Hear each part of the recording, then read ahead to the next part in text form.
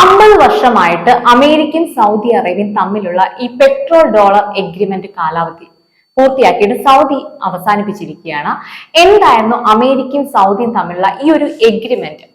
50 വർഷത്തെ കരാർ അടിസ്ഥാനത്തിലായിരുന്നു ഈ എഗ്രിമെന്റ് നടത്തിയത്. എന്നാൽ സൗദി റിന്യൂ പോലും ചെയ്യാതെയാണ് ഇവ കാലാവധി അവസാനിപ്പിച്ചിരിക്കുന്നത്. 1974 സൗദിയും അമേരിക്കയും തമ്മിലുള്ള ഈ ഒരു പെട്രോൾ ഡോളർ കരാർ നിലവിൽ വന്നത്.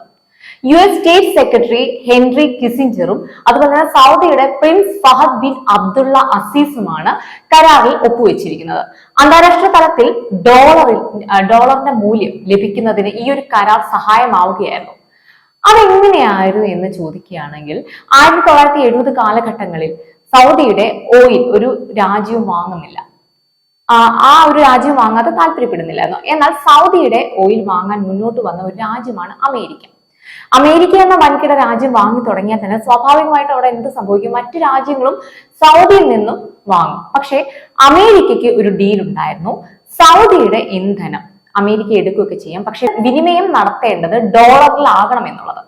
അതുപോലെ തന്നെ മറ്റു രാജ്യങ്ങളുമായുള്ള വിനിമയം നടത്തേണ്ടതും ഡോളറിലാകണം എന്ന്. അങ്ങനെ വിനിമയം നടത്തിയാൽ അമേരിക്കയുടെ ഡോളർ മൂല്യം അവിടെ കൂടുകയാണ് ചെയ്യുന്നത്. ഇങ്ങനെയാണ് ബേസിക്കലി US ഡോളറിന്റെ മൂല്യം കൂടാനുള്ള ഒരു പ്രധാന കാരണം എന്ന് പറയുന്നത്. സൗദിയിൽ നിന്നും അമേരിക്കയിലേക്ക് എണ്ണ ഇറക്കുമതി കുറയ്ക്കാതിരിക്കുക എന്നതും കരാറിന്റെ ഒരു ലക്ഷ്യമായിരുന്നു. പകരമായിട്ട് സൗദിക്ക് സൈനിക സഹായവും അതുപോലെ തന്നെ സാമ്പത്തിക സഹകരണവും എല്ലാം അമേരിക്ക വാഗ്ദാനം ചെയ്യുകയുണ്ടായി. എണ്ണ വിൽപ്പനയിൽ നിന്നും ലഭിക്കുന്ന ഈ മിച്ച വരുമാനം ഉണ്ടാവുമല്ലോ, അത് TS ട്രഷറി ബോണ്ടുകളിൽ നിക്ഷേപിക്കാമെന്നും സൗദി സമ്മതിക്കുകയുണ്ടായി. ഈ ഒരു ഡോളറിന് ഇന്റർനാഷണൽ മാർക്കറ്റിൽ ഡിമാൻഡ് ക്രിയേറ്റ് ചെയ്യാൻ പെട്രോൾ ക്രൂഡ് ഓയിലിന് വലിയ റോൾ തന്നെയുണ്ട്. കാരണം സൗദി അറേബ്യ എന്ന് പറയുന്നത് ലോകത്തിലെ ഏറ്റവും വലിയ ക്രൂഡ് ഓയിൽ എക്സ്പോർട്സിൽ ഒന്നായിട്ടുള്ള ഒരു രാജ്യമാണ്. അതുകൊണ്ട് തന്നെ ലോക രാജ്യത്തെ ആർക്കും ഓയിൽ വാങ്ങണമെങ്കിൽ US ഡോളറിന്റെ ആ ഒരു ഡൊമിനൻസ് കാര്യമായിട്ട് അവിടെ ഉയർന്നിരിക്കുകയാണ്. പക്ഷെ ഇറാഖിൽ US വിനിമയം നടത്തുന്ന ചില ഡോളറിന്റെ വിനിമയം നടത്തുന്നതിനോട് വലിയ താല്പര്യമില്ലായിരുന്നു. യൂറോയിൽ നടത്താനായിരുന്നു അവർക്ക് താല്പര്യം കൂടുതൽ. അല്ലെങ്കിൽ ഡോളർ അല്ലാത്ത മറ്റ് ഏതെങ്കിലും ഒന്നിലേക്ക് മാറാൻ ഇറാഖ് അതിയായ ആഗ്രഹം പ്രകടിപ്പിച്ചിരുന്നു.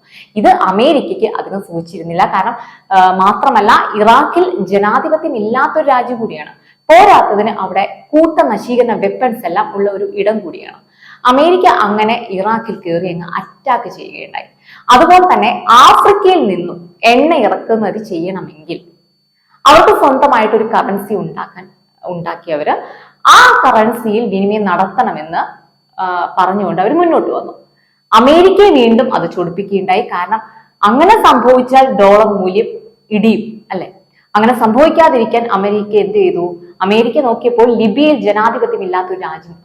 എന്നാൽ അവിടെ കയറി അങ്ങ് അറ്റാക്ക് ചെയ്യാമെന്ന് കരുതി. അങ്ങനെ അവിടെ അറ്റാക്ക് നടത്തി.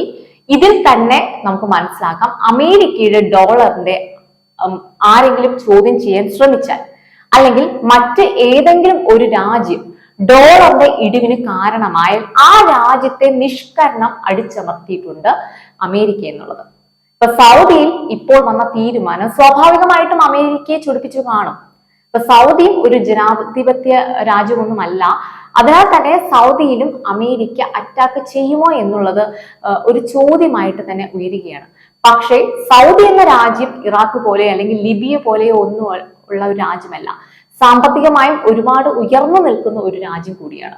മാത്രമല്ല പല ലോകരാഷ്ട്രങ്ങളുമായിട്ട് ഇൻഡസ്ട്രിയൽ ഇൻവെസ്റ്റ്മെന്റ് നടത്തുന്ന ഒരു രാജ്യം കൂടിയാണ്. മതത്തിന്റെ അധീനതയിൽ കഴിഞ്ഞിരുന്ന രാജ്യമായിരുന്നുവെങ്കിലും ഇപ്പോൾ അതിൽ നിന്നും അവർ കുറച്ച് വ്യത്യാസമൊക്കെ എല്ലാം കൊണ്ടുവന്നിട്ടുണ്ട് അല്ലെ. അതുകൊണ്ട് തന്നെ മറ്റു രാഷ്ട്രങ്ങളിൽ നിന്നുള്ള സഹായം ലഭിക്കുന്ന ഒരു രാജ്യമാണ് ഈ സൗദി. പോരാത്തതിന് ഈ അടുത്തിടയ്ക്ക് സൗദി ബ്രിക്സിൽ ജോയിൻ ചെയ്യുകയും ചെയ്തു. വിഷൻ 2030 എന്ന വികസന പാത ഒരുക്കുന്ന ഒരു രാജ്യം കൂടിയാണ് സൗദി. അത്തരത്തിൽ രാജ്യത്തെ വളർത്താൻ ശ്രമിക്കുന്ന രാജ്യം കൂടിയാണ് സൗദി. അമേരിക്കയെ വെറുപ്പിച്ചാൽ അമേരിക്ക പണി കൊടുക്കും, ഉറപ്പാണ്. സമയം നോക്കി കാത്തിരിക്കുകയാണെങ്കിലും ഇറാഖിനെയും ലിബിയയും പോലെ പെട്ടെന്ന് അറ്റാക്ക് ചെയ്യാൻ കഴിയുന്ന ഒരു രാജ്യമല്ല സൗദി. അതുകൊണ്ട് തന്നെ എന്താകും ഇനി അമേരിക്കയുടെ തീരുമാനമെന്ന് വരും നാളുകളിൽ നമുക്ക് അറിയാൻ കഴിയും.